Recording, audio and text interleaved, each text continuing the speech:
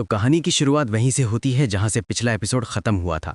अब आगे मोटा बोलता है, अरे भाई अब हम क्या करें, यहाँ हम जैसे मर्दों की जरूरत ही नहीं है। जो सुन के एमसी जाते हुए बोलता है, चलो था से हम कुई कुई को ढूंढकर यहाँ भेज देंगे। और अगला सीन में कंपनी के अंदर का दिखाया जाता है जहाँ हरे बालों वाली पिंकी से बोलती है, अरे पिंकी, मुझे अभी हंटर का कॉल आया था, उसने हमको जल्दी बुलाया है क्योंकि सियांग को एक वर्जन लड़की चाहिए मजे करने के लिए। जो सुन के पिंकी कुई कुई की तरफ देखते हुए बोलती है, तो चलो पता लगाते हैं क्या कुई कुई वर्जन है। और कुई के पास आके बोलती है, हेलो कुई कुई, काम कैसा चल रहा है। तब कुई कुई खुश होते हुए बोलती है, बहुत अच्छा, मैंने यहाँ पे बहुत सी चीजें सीखी हैं जो स्कूल में नहीं सीख सकती थी, तुम लोगों का शुक्रिया। तब पिंकी बोलती है, अरे कोई नहीं, आखिरकार हम क्लासमेट हैं, इतना तो मदद कर ही सकते हैं एक दूसरे की। और कुई कुई के पास आते हुए बोलती है, मैं तुमसे कुछ पूछना चाहती हूँ, ये बताओ क्या तुम्हारा कोई बॉयफ्रेंड है।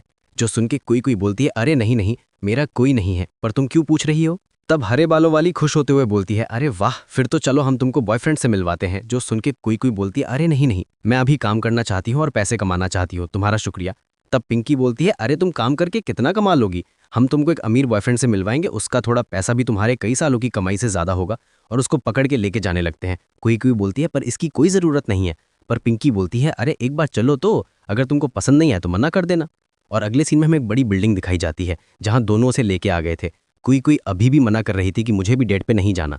तो पिंकी बोलती है, अरे घबराओ नहीं, हम साथ हैं। और हरे बालों वाली बोलती है, अरे मिस्टर जियांग बहुत अच्छी व्यक्ति हैं। और जियांग के पास आ जाते हैं। और हरे बालों वाली बोलती है, मिस्टर जियांग, हम इसे ले आए। जो दिखकर जियांग बोलता है, हंटर काफी अच्छा है, ये छोटी बच्ची बहुत ही शुद्ध दिखती है। तब पिंकी कुई कुई से बोलती है, क्यूई कुई, जल्दी से मिस्टर जियांग का अभिवादन करो, ये वो बॉयफ्रेंड है जिससे हम तुम्हें मिलवा रहे हैं। जो सुन के कोई बोलती है, तुम ऐसे कैसे कर सकती हो मेरे साथ। तब जियांग बोलते हैं, तुमने बहुत अच्छा काम किया है, दोनों बाहर से 30-30 हज़ार ले लो। जो सुन के दोनों बहुत खुश हो जाती हैं और बोलती हैं, आपका बहुत बहुत शुक्रिया मिस्टर जियांग। और पिंकी बाहर जाते हुए बोलती है, आप दोनों मजे कीजिए, हम बाहर आपका इंतजार करेंगे। जो सुन के कोई बोलती है, मेरे लिए रुको, मुझे यहाँ पर नहीं रहना। पर दोनों दरवाजा बंद कर देते हैं और कोई अंदर ही रह जाती है। और मोटा जियांग बोलता है, यहाँ आओ और मुझे सर्व करो, अगर तुम मुझे संतुष्ट करती हो तो मैं तुमको उनसे भी ज्यादा पैसे दिलवाऊंगा। तब कोई बोलती है, मैं उस तरह की लड़की नहीं, मुझे जाने दो वरना मैं पुलिस को बुला लूंगी। जो सुन के जियांग बोलता है, अरे तुम किसी को भी बुला लो, सब मेरे दोस्त हैं, तुम इसकी रिपोर्ट किसे करोगी। जो सुन के कोई डरते हुए बोलती है, मैं बस अपना काम शांति से करना चाहती हूँ, प्लीज मुझे जाने दो। पर जियांग एक हाथ मार देता है जिससे कोई का फोन गिर जाता है और बोलता है, ऐसा कभी नहीं हुआ कि कोई लड़की मेरे यहाँ आई और बिना चोट के चली जाए। और हमें दिखाया जाता है फोन में जैक को कॉल जा रहा था। और अगले सीन में एमसी के पास कुई का कॉल आता है और एमसी उठा के बोलता है, हेलो कुई, कुई क्या हुआ। पर जियांग कुई का फोन अपने पैर से तोड़ देता है और पास आते हुए बोलता है, कुई अपनी किस्मत स्वीकार कर लो, मुझे वर्जन लड़कियां बहुत पसंद है, मेरी बात मान लो, मैं तुम्हारी जिंदगी बना दूंगा। तब कुई बोलती है, रुक जाओ, मुझे पसंद नहीं, इसके बजाय मैं मरना पसंद करूंगी। और अगले सीन में एमसी दिखाया जाता है जब मोटा बोलता है, क्या हुआ जैक, कुई के साथ क्या गलत है। तो जैक बोलता है, उसने कॉल करके डिस्कनेक्ट कर दिया। और एमसी जाते हुए बोलता है, जरूर कुछ हुआ होगा, मुझे जल्दी जाना पड़ेगा। और दूसरी ओर कुई एक गमला जियांग के मुंह में मार देती है जिससे दर्द से कहराता हुआ जैंग बोलता है, तुमको भी पता है तुम्हारे लिए क्या अच्छा है। और एक थप्पड़ मार देता है कि अब मैं जो करूंगा उसकी जिम्मेदार तुम खुद हो। और वहीं बाहर एमसी और मोटे को गार्ड रोक देता है बोलते हुए कि अपना मुंह उठाकर कहाँ जा रहे हो अंदर। तब मोटा गुस्से में बोलता है, तुम्हारी हिम्मत कैसी हमें रोकने की, क्या तुम यंग मास्टर को नहीं पहचानते। और एमसी उसे धक्का देते हुए अंदर चला जाता है कि साइर हट, मैं अभी जल्दी में हूँ वरना बेमौत मारा जाएगा। और बोलता है, सीधे तीसरी मंजिल पर जाओ, कोई तीसरी मंजिल पर है।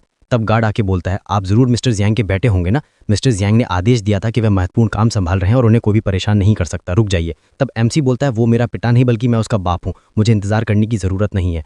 तब गार्ड सोचता है, क्या ये उनके पिता हैं, पर ये तो काफी जवान है। तभी उसे समझ आता है कि गड़बड़ी करने आया है। जो चिल्लाते हुए बोलता है, सिक्योरिटी जल्दी आओ, यहाँ कोई परेशानी करने आया है। तभी रास्ते में पिंकी और रिंकी दिखाई देते और बात कर रहे थे कि अब तक तो मिस्टर जियांग मजे कर रहे होंगे उस कुई के साथ। और दोनों एमसी को देख के शॉक हो जाती हैं और बोलती है, अरे जैक, तुम यहाँ क्या कर रहे हो। ये मिस्टर जियांग का ऑफिस है, कुकू इसके अंदर है और इसके कुछ पेज मिस हैं। और पिंकी बोलती है, जैक तुम हद में रहे, मिस्टर जियांग की दूर दूर तक पहुंच है, उससे पंगा लेना तुमको भारी पड़ेगा। लेकिन जैक कुछ नहीं सुनता और दरवाजा तोड़ देता है जहां अंदर बूढ़ा कुकुई को पकड़े हुआ था और कुकुई मदद मांग रही है। और जियांग बोलता है, कौन हो तुम, अंदर आने की हिम्मत कैसी हुई।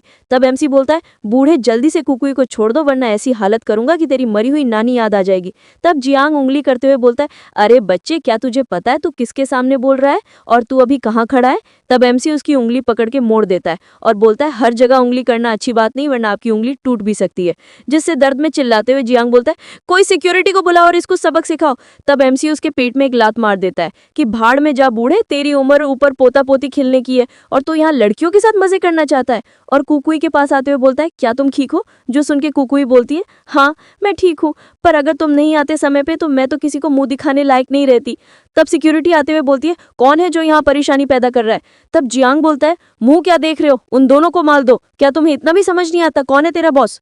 तभी रिंकी पिंकी भी चिल्लाते हुए बोलता है हाँ इनको यही सजा मिलनी चाहिए, इसको नहीं पता इसने किससे पंगा लिया है, ये महान जियांग है जिसके सामने बड़े बड़े की फट जाती है। तभी उनके ऊपर एक गार्ड आके गिरता है और पिंकी गार्ड को देखकर बोलती है ये कैसे हो सकता है, सारी सुरक्षा गार्ड को हरा दिया इसने। और बूढ़ा जियांग बोलता है मुझे जाने दो, अब क्या चाहिए तुमको। तब जैक बोलता है मैं तेरे साथ ऐसे करूंगा कि अगली बार से तू किसी लड़की के बारे में सोच भी नहीं पाएगा, तेरी जड़ को ही खत्म के दूंगा।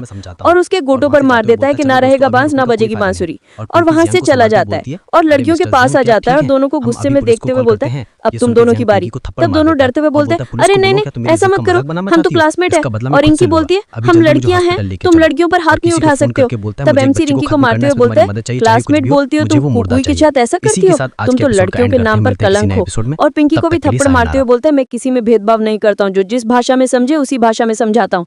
और वहां से जाते हुए बोलता है चलो दोस्तों अब यहाँ रोकने का कोई फायदा नहीं।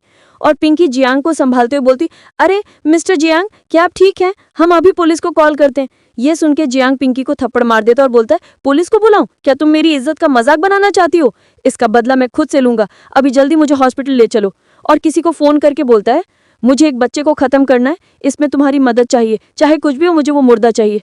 इसी के साथ आज के एपिसोड का एंड करते हैं, मिलते हैं किसी नए एपिसोड में, तब तक के लिए सायोनारा।